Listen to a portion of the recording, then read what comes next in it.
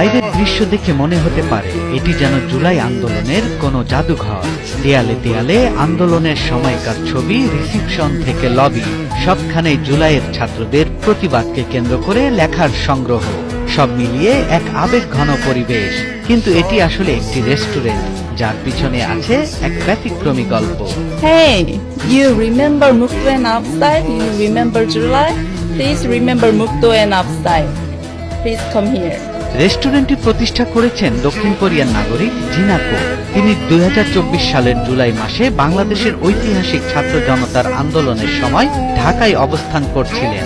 নিজের চোখে দেখেছেন তরুণদের সাহসী প্রতিবাদ, রাস্তায় রাস্তায় ছুটে বেড়ানো, পুলিশের সঙ্গে সংঘর্ষ আর অবরোধের মধ্যেও ছাত্রদের আশা ও সংগ্রাম।